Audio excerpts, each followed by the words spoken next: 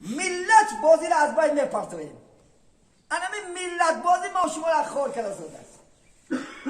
ما از ویش بهترم، ما از وی بهترم. نه، بهتر در دنیا نزد الله کی است؟ میگد اتقاکم، تقوا داره شما، پرهیزکاره شما، آدمای خوب شما نزد من قدر داریم. میگد با ملت نزد الله ما قدر پیدا نمیکنیم برادرم.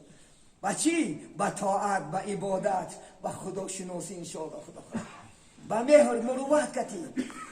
ببین اسلام همچنان دین داریم. پیغمبر بزرگوار محمد صلی الله علیه و سلم عرب بود. ببین عرب بود خودش. وقتی که سلمان فارس رفت ایمان آورد، برادر ما و شما حبش یک نیگره جا اومده ایمان آورد. پیغمبر صلی الله علیه و همینا همش دوست می داشت.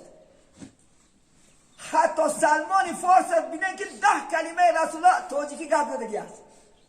10 کلمه. یه روز دیدن که سلمان فارسی در بالای زمین با شکم خواب است. گفتن از شکم که دردون.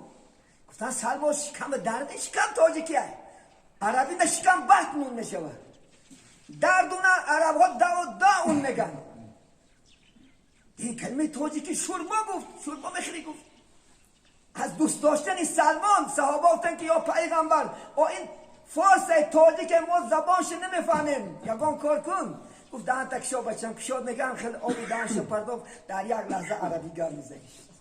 او که بلال حبس سیاپوش بود، نگر بود، یکی صدر جنت شد. پیغمبر دوستش نداشت، معزینش کرد. بینید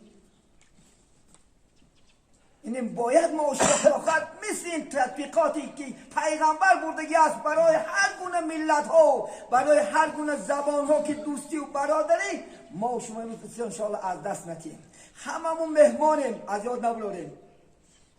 آیا مهمانی دیگر همونیم؟ چون بعد یک دم بعد چی میشد این الله میدوند.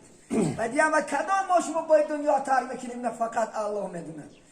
اگر ما مهمانیمون مردمون هر روز بیاد بیارم، این عداوت ها